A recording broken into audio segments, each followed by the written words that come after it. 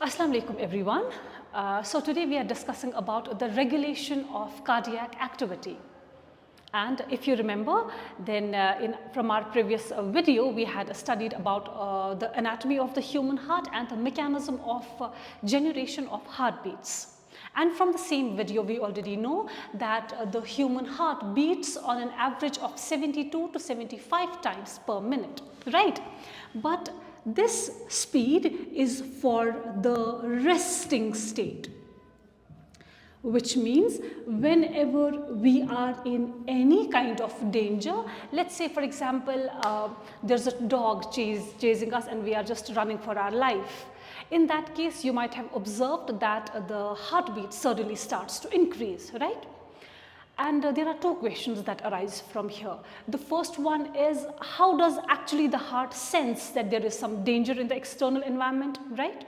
The second question is, what is the purpose of the increase in the heartbeat, right? So all these questions will be answered in today's topic, that is the regulation of cardiac activity. So first of all, we need to remember that whenever there is any kind of danger in the external environment, it's not actually the heart that senses it. On the contrary, it's the brain that senses it. Basically, the external danger in the environment that is perceived by the eyes, and from the eyes, this stimulus is sent to the brain, right? Now, once the stimulus is sent to the brain, there is a small center located in the hind part of the brain. This hind part is called as medulla oblongata, and in the medulla oblongata, there's a small bunch of neurons. We call this bunch of neurons as cardiovascular center, right? So from this cardiovascular center, two nerve fibers, two neurons arise. The first neuron is the sympathetic nerve or the sympathetic neuron. The second one is the parasympathetic neuron. Both these nerves are supplied to the human heart, okay? Now, whenever there is any kind of danger in the external environment, signal is sent to the brain, brain sends it to the medulla. From medulla, the signal is sent to the cardiovascular center and it stimulates the sympathetic nerve. Point number one that needs to be remembered in today's lecture is that the sympathetic nerve fiber is activated only in conditions of emergency, right? So, this sympathetic nerve fiber, once it's activated, it releases a chemical, a neurotransmitter called as epinephrine, okay? This epinephrine is directly sent to the heart and it stimulates the heart, increases the heartbeat, okay? The first question that was how does the heart sense the danger in the environment, that has already been answered, I guess. The second thing is, what's the purpose of the increase in the heartbeat, okay? So basically we all know that whenever there is any danger, for example, we are running, we are doing any kind of physical activity, our body cells require more energy, okay? The energy basically comes from the glucose that is dissolved in the blood. Increased heart rate would mean increased supply of blood to the body cells, and increased supply of blood to the body cells would consequently increase the supply of energy to the body cells, okay? And so this condition, this nerve is activated in the conditions of danger. Once the danger is over, again the eyes sense that the danger is gone, okay? There is no need to worry now. This signal is sent to the brain. From the brain, again the signal is sent to the medulla. From the medulla, again the signal is sent to the cardiovascular center. But this time, there is the parasympathetic nerve that gets activated.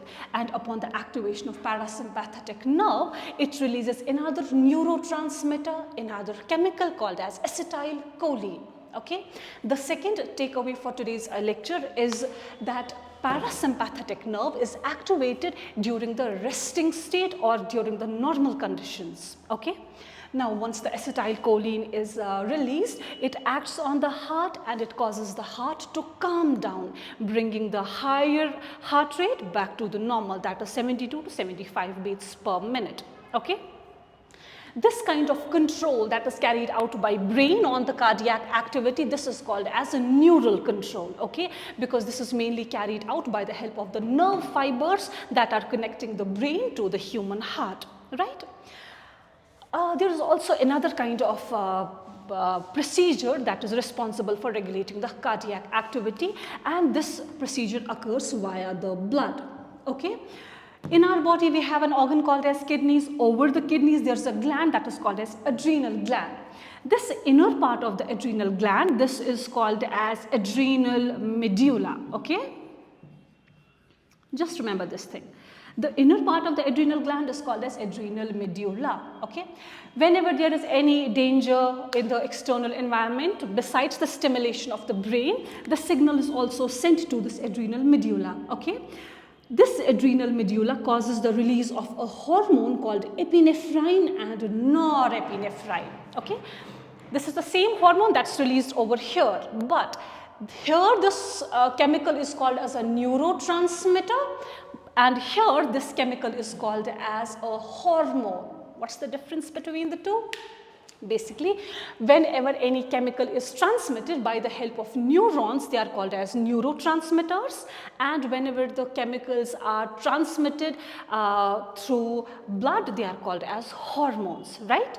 So, adrenal medulla releases hormones called epinephrine and norepinephrine. They are also called as adrenaline and noradrenaline. Adrenaline and non-adrenaline.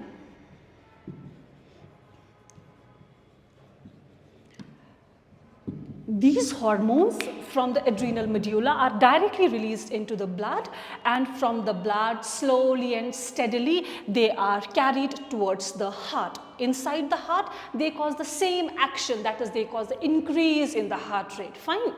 But one thing that needs to be remembered over here is this nervous control is extremely fast. It occurs in a fraction of seconds, but in case of blood, it is very, very slow.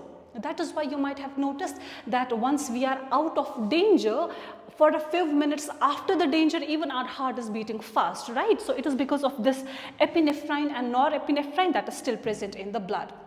So we have known that the cardiac activity is regulated by the nerve fibers that are present in our body, and it's also regulated by the blood, okay, by the action of hormones. Besides these two controls, the cardiac activity is also controlled by your body metabolism. The higher your body metabolism is, the higher is going to be your heart rate, okay. There's an important gland that is present in our body that is called as a thyroid gland. Thyroid gland, this is a small butterfly-shaped gland, and this thyroid gland releases a hormone called as thyroxine, okay. Thyroxine functions to increase the BMR, which refers to the basal metabolic rate of your body. That means it overall increases the metabolism of your body. Once the metabolism is up, the cardiac activity is up. Also, one important thing is you might have heard that kids have often a very high heartbeat, okay? They have a very high heart rate. Why does that occur? Because kids have a very small heart size. Smaller the heart size, higher will be the cardiac activity, because more and more blood would be required to be supplied to the body cells, okay? So besides the neural control and the hormonal control, there are two main things that are regulating the cardiac activity. The first one is your basal metabolic rate, and second one is the size of your heart. Okay, so that was all about the regulation of the cardiac activity. Thank you so much for staying connected.